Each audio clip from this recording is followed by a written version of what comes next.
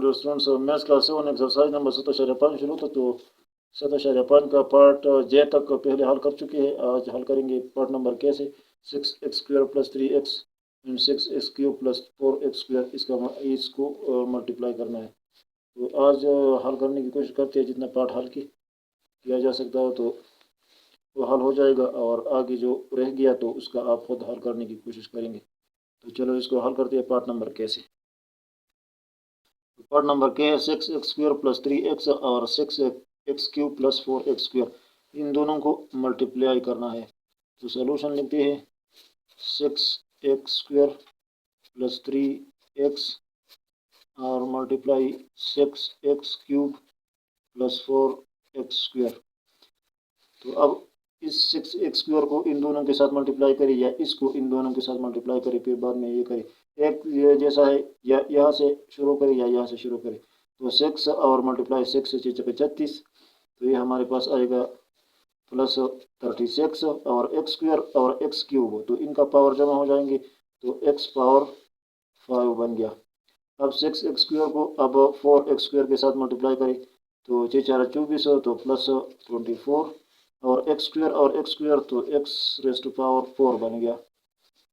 अब +3x को इसके साथ मल्टीप्लाई करें, फिर इसके साथ, तो 6 3 18, तो +18 और x और x³, तो ये बन जाएगा x⁴ और फिर 3x को इस 4x² के साथ मल्टीप्लाई करें, तो 4 3 12 +12 और x² और x, तो ये बन जाएगा x⁴। तो ये बन गया हमारे पास।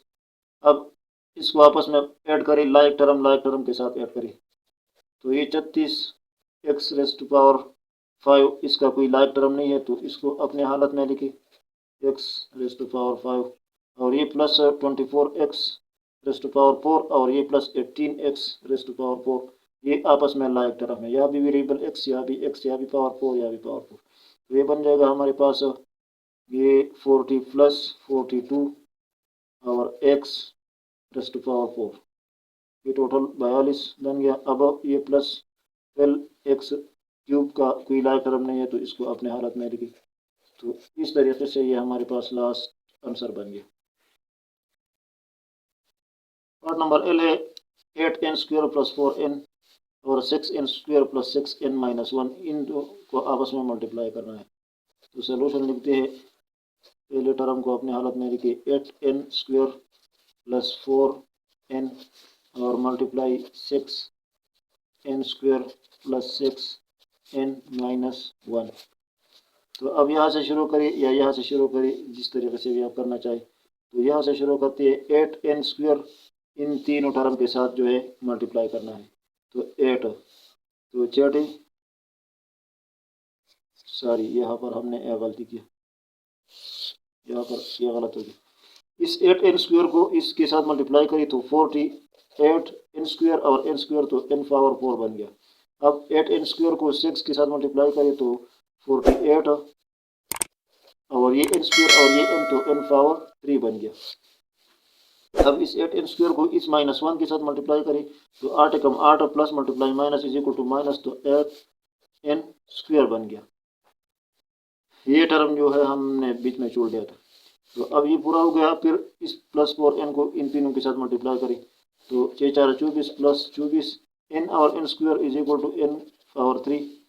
अब 4n को इस 6n के साथ मल्टीप्लाई करें, तो +6 4 24, n और n, तो n², और इस +4n को इस 1 -1 के साथ मल्टीप्लाई करें, तो 4 × 4 plus multiply minus is equal to minus, तो -4n। तो इस तरीके से ये बन गया। अब इसको आपस में ऐड करना है। तो ये 48 n⁴ है, तो इसका कोई लाइक टर्म नहीं है, n⁴ इसमें आगे नहीं है, तो इसको अपने हालत में लिखिए 48 n⁴। ये 48 n⁴ है और ये +24 n⁴ है, तो ये आपस में प्लस करें, तो इससे 2 50, तो ये 72 बन जाएगा +72 n⁴। तो ये अब -8n² और ये +24 n², ये आपस में लाइक टर्म है, तो 24 से माइनस करें 8, तो हमारे पास बच जाएगा 16 n²। और ये -4n के साथ कोई लाइक टर्म नहीं है तो इसको अपनी हालत में लिखी। तो ये आंसर आखिर में हमारे पास बन गया।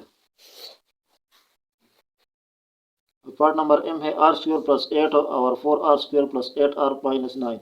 तो इसको उसी तरीके से हल करते हैं, ये एक ही तरीका है सारों का। r² को इन तीनों टर्म के साथ आप मल्टीप्लाई करें बारी बारी। तो r² और 4r² हमारे पास बन जाएगा 4 एकम 4 तो 4 और 4 एकम 4 यहाँ पर 1 है तो ये 4 इसके साथ मल्टीप्लाई हो जाए तो 4 एकम 4 बन गया। और r² r पावर 2 और पावर 2 हमारे पास बन जाएगा r पावर 4। फिर r² को इस +8 r के साथ मल्टीप्लाई करें तो 8 एकम 8 और r² और r तो ये +8 r पावर 3 बन गया। अब इस r² को इस -9 के साथ मल्टीप्लाई करें तो 9 एकम 9 plus multiply minus is equal to -9 और r²। तो इसका मल्टीप्लिकेशन ख़त्म हुआ। अब +8 का मल्टीप्लिकेशन करें तो इस 8 को इस 4 के साथ मल्टीप्लाई करें तो 4 8 32 प्लस 32 और r²। अब 8 को इस 8 के साथ मल्टीप्लाई करें तो 8 8 64 तो +64 और r। और इस 8 को 9 के साथ मल्टीप्लाई करें तो 9 8 72 और plus multiply minus is equal to minus तो 72। तो इस तरीके से ये बन गया। अब इसको आपस में ऐड करें। इस दूसरे स्टेप में इसको ऐड करना है तो 4r पावर 4 जो है इसके साथ कोई लाइक टर्म नहीं है तो इसको अपने हालत में लिखी 4r + पावर 4 और यहाँ पर 8r पावर 3 है तो इसका भी कोई लाइक टर्म नहीं है तो इसको भी अपनी हालत में लिखी 8r³ और -r² और +32r²। ये आपस में लाइक टर्म है तो 32 से माइनस करें 9 तो हमारे पास बच जाएगा +23 और r²। और ये है +64r तो इसके साथ भी कोई लाइक टर्म नहीं है तो +64r और -72 अपनी जगह पर। तो ये हमारे पास आंसर बन गया। अब पार्ट नंबर n है हमारे पास 2a² - 9a -5a + 9 और फिर है 9a - 1। इसको मल्टीप्लाई करना है तो सॉल्यूशन लिखते हैं। इस 9a को इन तीनों टर्म के साथ आप मल्टीप्लाई करें तो 9 दूनी 18 + 18 और a² और a पावर 1 और पावर 2 तो हमारे पास बन जाएगा a³। फिर 9a को इस -5a के साथ मल्टीप्लाई करें तो 5 9 43 plus multiply minus is equal to minus तो 45a और multiply a is equal to a² तो -45a² बन गया। अब इस 9a को इस +9 के साथ मल्टीप्लाई करें तो 9 9 81 तो 81 और a। अब ये हो गया इस टर्म का मल्टीप्लिकेशन। अब -1 का मल्टीप्लिकेशन करें इन तीनों के साथ तो -1 2 एकम 2 plus multiply minus is equal to -2 और a²।